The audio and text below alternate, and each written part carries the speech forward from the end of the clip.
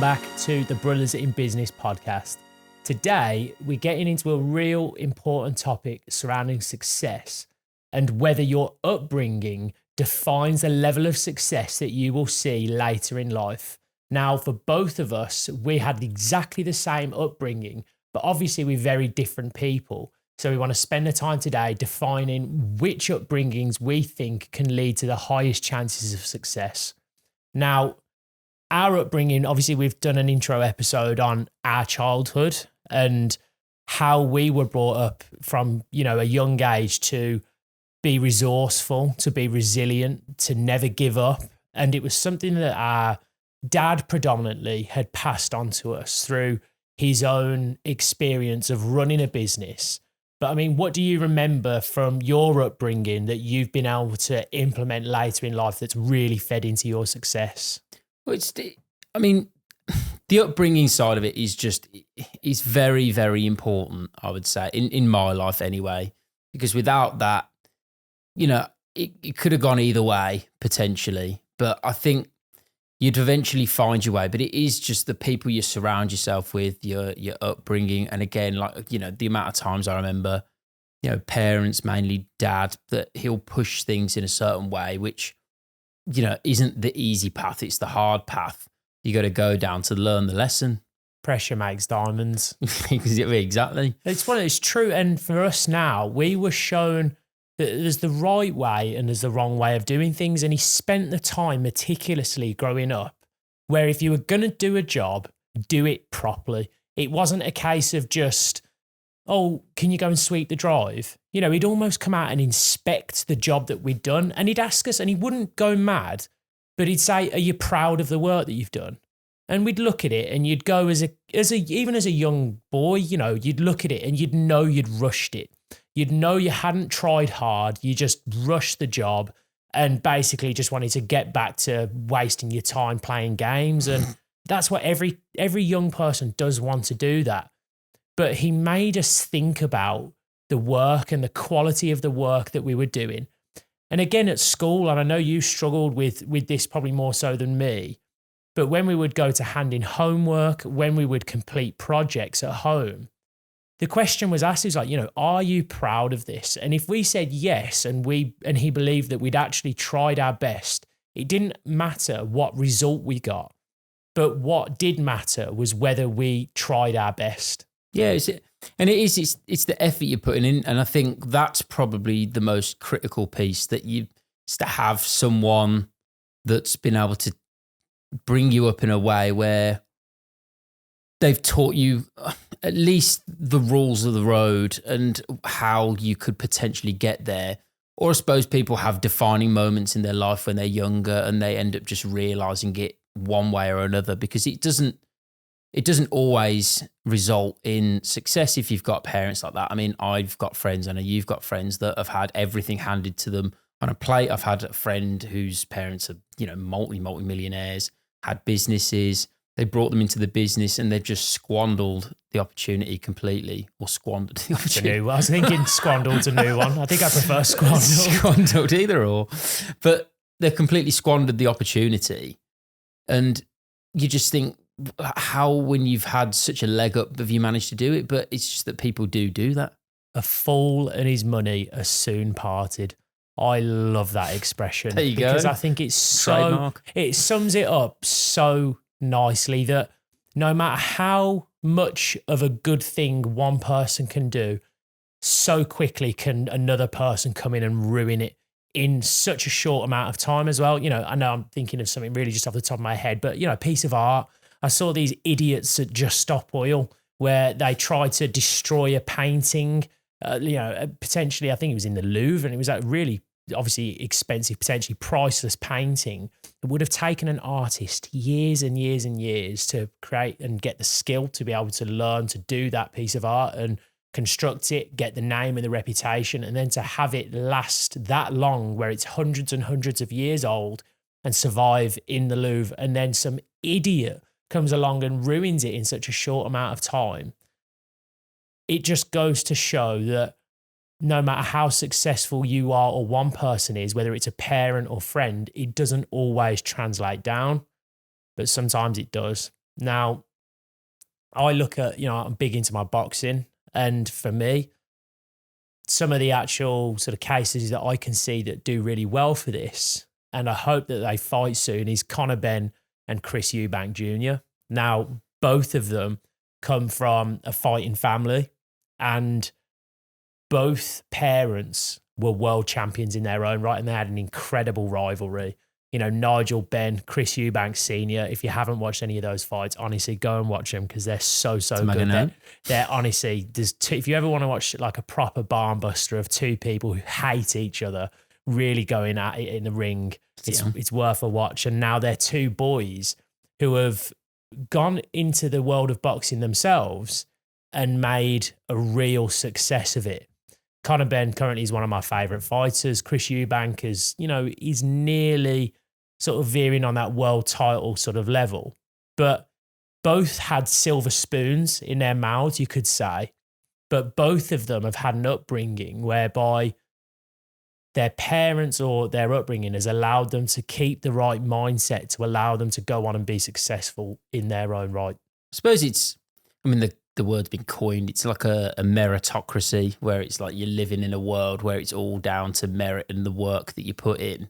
And I think if you're living under a roof where that's been driven and it's all down to results and all down to doing the right job and how well you perform that task, that's then, if you learn from that and develop and live years under that kind of roof again, then it's going to be a massive benefit on building the person that you then would become.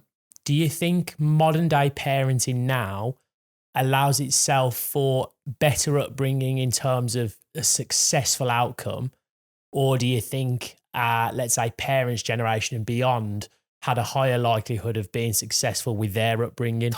It's a great question. I know, full of them. I mean, yeah, it's definitely, life's easier now. And I think parenting is... In what way? In that, going back to our parents, it's coming out the other end of a war, and and they'll probably kill me for saying that. Shows their age. But that is when times are tough. That's when things are really, really not going well. And people go on about some of the things that happen now, and don't get me wrong, it's very, very difficult and very hard and tough.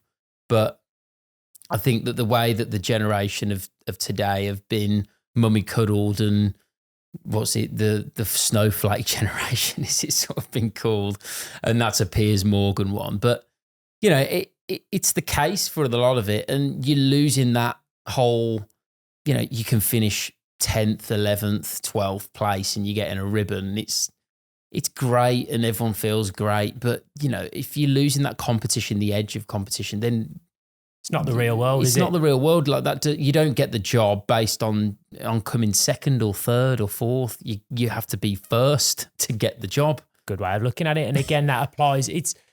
Again, we go back to this upbringing. It's about doing your best and making sure that your upbringing, or if you're a parent, that you're actively thinking not just about your children's current frame of mind, but their future, of their frame of mind that they'll take on with them into their adolescence and into their working life, and what sort of mindset they have. Because again, I know it's a quote that gets thrown around, but I absolutely adore another one for you, where you've probably heard it, is that hard times create strong men create easy times create soft men, and soft men create hard times. Now, again, sorry for using men in that analogy, but it's just what I'm used to hearing. But the point stands, insert women or person, people, whichever. And the same thing applies. And if you really break that down, what we've had from our generation, or our parents' generation had it really tough. Like you said, straight off after a war, everybody remembered how difficult that was. And that was a hard time. That hard time created hard generation. And that hard generation worked equally as hard to create easy times. And now those easy times have created a bunch of soft snowflakes, as you're calling them, where everybody sort of gets offended at the first sign of an insult or of a naughty word or, you know, misogyny, sexism, anti-feminism, or all these things that gets thrown around. Everyone gets so upset because everyone's so soft. So what's going to happen again? And it's just a circle, like it's going to just come full circle back on itself, where the easy times that we're in now, like you've just said, will create a bunch of softies, and those softies will create hard times, which will create a bunch of hard people to come and fix all the problems. Yeah, and you know, I think there's some embers of stronger men coming up through again, the younger generations, and these people are, you know, they're coming, and you know, it's amazing to see. I mean, people come up to me and to you. I mean, you know, younger guys still at school, and they're saying how they want to, and girls, and they want to start their own businesses and do this and do it. And when I've mentioned about doing a podcast, and you think, you know, like fair play, like that's amazing to hear. And you know, that's, you know, to be honest, really in my generation, again, the easier times had started, but you know, I didn't really hear it as often within my circles that people wanted to do that. And you know, I think it's coming back around, and it's great to see. Yeah, we're the generation that were mommy coddled and really made to be, because we've not had anything to worry about. You know, again, I go back to the hard times. If you go over to a country where they don't have clean running water and they have to travel miles for food, and there's illness and infection, and they are absolutely sort of living in, let's say, the most abject poverty that you can think of, they are not worried about the feminism movement or the LGBT movement or everybody being nice to each other. They do not care. They care about, where am I going to get my next meal from? Am I going to die, or is somebody that I know or love going to die next week from poisoning, lack of water, lack of medical aid? They do not care about, you know, the mundane things that we've now decided to attach all of our concentration on. Like I said, who's in office, who's running the country, who's behind the BLM movement, who's behind the LGBT movement. Look, we all want to get on. We all care about each other, but strip us all back down to the bare bones and take all of these luxuries off us, which are creating this easy time. Very quickly, people will stop caring about the pointless crap that everyone's worried about and focus more about the things that they should be, which in our society, we're fortunate enough, we don't have to worry about the clean water. We can just turn a tap on. We don't have to worry about the medical aid. We just turn up at the hospital and we just get free healthcare from the NHS. So what we should be worried about is not bringing each other down and these sort of movements. We should be worried about our own success.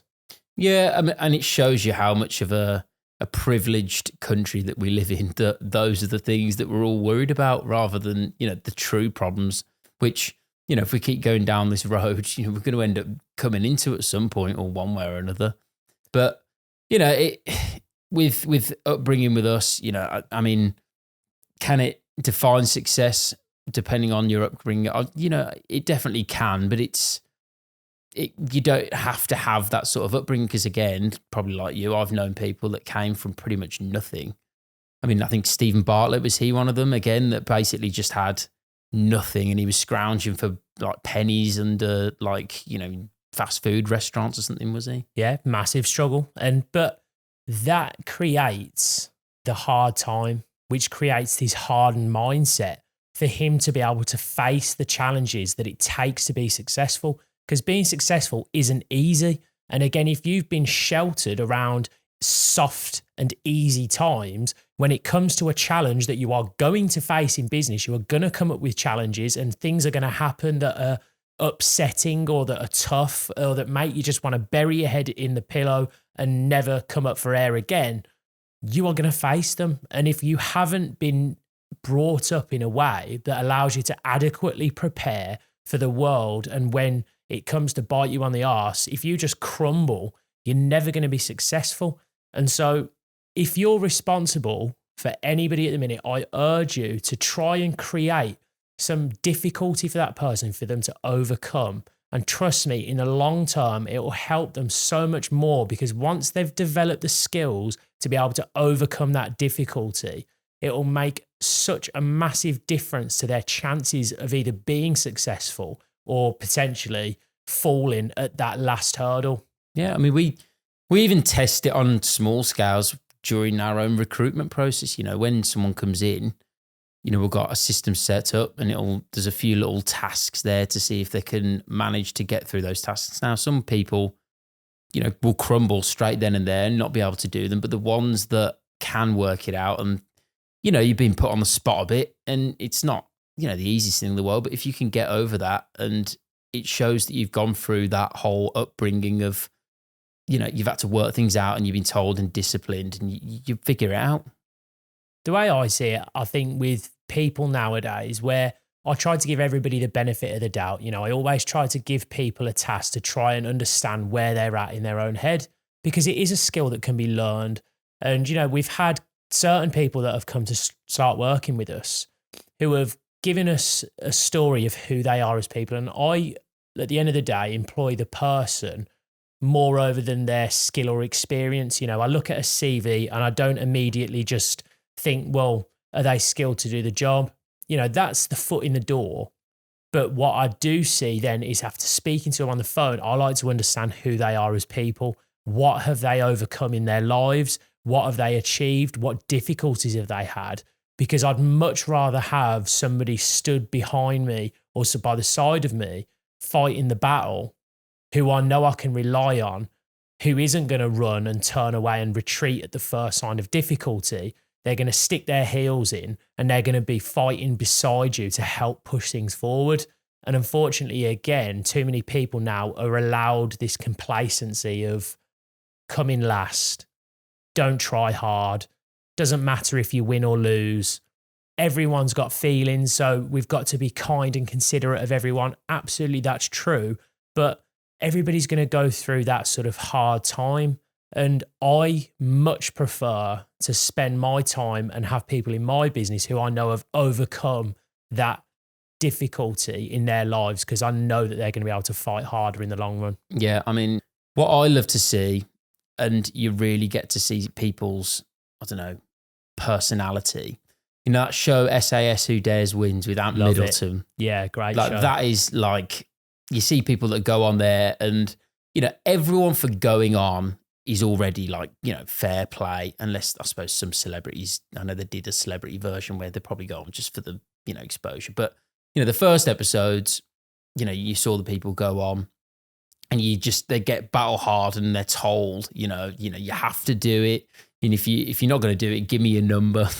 It's like, but it's an amazing program to watch people, especially the ones that end up finishing the course and how they come out the other end.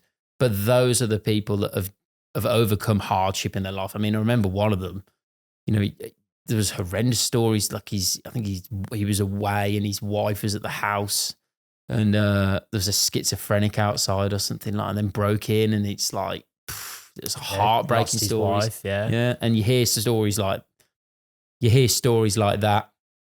And we've not quite had anything like that when people have come and applied, but people that have had hardship and then you've seen that they've overcome it. It's a massive benefit and a massive feather in the cap for employment. It can go the other way. And a good example of this, I've always thought, was Mike Tyson. You know, who's a guy that was brought up, and if you've never read his book, there's a few on Mike Tyson. Obviously, one of the best heavyweight boxers of all time, the youngest heavyweight champion of all time. Go and read his story, get it on Audible, or just read the actual book itself, because there's so many lessons that you can take away from Mike Tyson and his upbringing and how it prepared him for the success that he had. And not only the success that he had, but from such a young age. Now, you know, he was 20 years old. He won the heavyweight world title in boxing. And the only reason he got that was because of the hard times that he went through as a kid. And he was growing up and he had to go and sleep in abandoned car parking lots. He would join in a gang from the age of 8. I think he did heroin at like 10 years old because of the gangs that he were in were forcing him to sort of do these things. The street fights that he was having from the age of 11, 12, carrying guns, weaponry. Now, again, I'm not advocating that everybody goes and joins a gang and starts shooting up with heroin. Yeah, it's obviously not a good idea, but no one can say that at 8 years old, if you think of any 8-year-old that you know and told them that they're going to now have to go and sleep in an abandoned car park with no food, no way to fend for themselves, with their mother, who is at the time the only guardian of Mike Tyson, who was also, unfortunately, a really serious drug addict. You go and tell me any 8-year-old that you know that would go and be able to survive in that circumstance.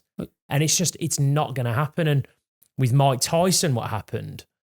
After he went through all that, he had to learn to fend for himself, how to survive, and how to then thrive through that sort of hardship. And fortunately or unfortunately, he found himself obviously in a lot of trouble with the police.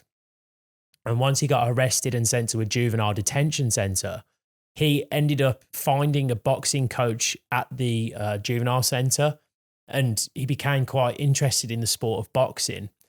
And through the hard times that he'd had during the upbringing, he was able to transfer that into his training.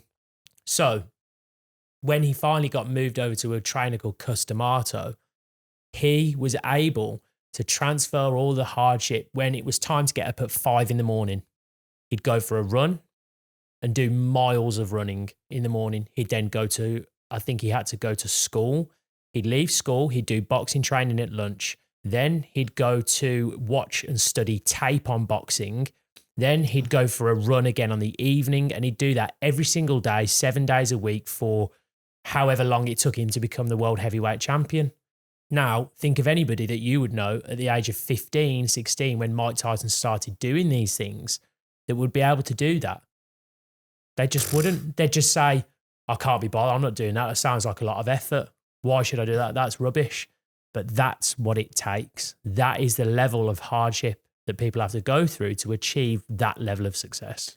Well, he's just, I mean, I need to watch and read the book, but it shows you that, again, I think there's levels to it then, really. I mean, if you're brought up in a way where it's not quite on that level, but what, say, we had, that then can help and doesn't define your success, but it helps.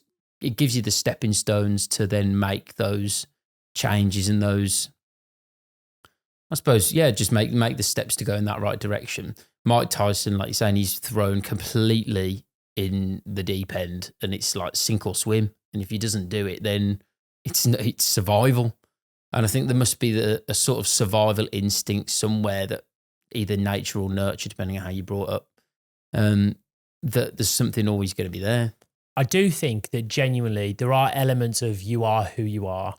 And I do, even for us too, as I said at the start of the video, we're both very different people. Now, we had we had the same upbringing, but at the same time, we're very different. Now, is that just because of who we are? I'd seen a video the other day where me and you were playing at Christmas time. We had a lightsaber battle, and you very quickly decided that you'd had enough. And I thought, I'm just going to carry on hitting you around the head. Now, I don't know whether that's me being a little brother, or whether that's something in me that probably being a bit of an arse, but also, being quite challenging and being competitive, because I didn't want to stop until, I felt like I'd won. And it was one of those things where that was something that hadn't been taught to me at the age of 3. It's just who I was. So I think this idea... thanks for that as well, by the way. You're welcome. Should have practiced your lightsaber more. But I think it's important to sort of understand that everybody is different. So as much as, yes, I believe upbringing does define your success, I think you need to first of all understand what your level or your version of success is. Obviously, not everybody wants to be a world heavyweight champion, but define what your level of success is. And then following on from that, find out what your strengths and weaknesses are as well. And then make sure that you're playing into them, because me and you have very different strengths and weaknesses, and your version of success is very different to mine. Yeah, no, completely. And that's again important to remember, to be your own individual rather than just do what everyone else tells you to do. I mean, people have got your best interests at heart, obviously take on board what people say. You got to do what's best for you. But, I think the most important thing for me is being on the right path, and being on the right path. A lot of it does come from your upbringing. I mean, it definitely has for me. And then obviously your circle of friends as well is also a massive one. I think it just depends on the person. So there's too many examples of one situation turning into a success and then the opposite failing, but then an opposite seeing the path. Like Mike Tyson had nothing and went on to create a legacy. Now, likewise, Conor Ben, Chris Eubank Jr. had everything growing up and they've gone on to create a legacy. Another really good one for that, keeping in the boxing, is Eddie Hearn. He's created matchroom boxing into something that was the biggest boxing promotion in the world. And his dad had the snooker and created a big company with Matchroom. But Eddie Hearn's taken it to that next level. So for me, I think it's about the upbringing, but it doesn't matter what kind of upbringing you've had, whether you've had a privileged upbringing or whether you've had an unfortunate upbringing, even to the extremes of people like Mike Tyson. Another really good one, Francis Ngannou, grew up in, God, I'm going to kill it. I think it was Nigeria. He worked in a salt mine for his entire life. He tried to smuggle himself out of the country 4 times, almost died, and he went through that much hardship. So again, Francis Ngannou, great story. If you haven't heard about that, he's done a few podcasts with Joe Rogan. Go and have a watch of what his story and what he went through and his upbringing. And it'll be a real eye-opener for some of you that think you've got it tough, because that's a man that's been through the absolute wars to get to where he is today. But the point stands that I think your upbringing is really important, but don't be deterred by the fact that your upbringing doesn't match another person's. Everyone's unique. Everyone's got a different upbringing, and it doesn't necessarily lead to success. I think what it defines is who you are. But I think at the same time, you need to understand that you create your own success in life. Well, it is, yeah. I mean, it is literally down to you, and everyone can, like we've used the same analogy before, someone who didn't really know what they were doing with it, £1 million. I mean, it happens with the lottery all the time. People win the lottery and they'll win 100 million, 10 million, or whatever it is. And most of the time, from what I've always heard, they end up losing all the money because they've just not had the right, they're just not, I don't know exactly, it's like I say it's upbringing, but it's not, but it is upbringing, but using the upbringing in the right way for yourself. A fool and his money are soon parted. Well, exactly. I told you, if you don't know how to, if you've not made the money and you've just been given it, it's the same as, like you said, the tough times creating tough people. If you've endured those tough times, you know exactly what not to avoid, because you will try your best to avoid ever going back to that ever again.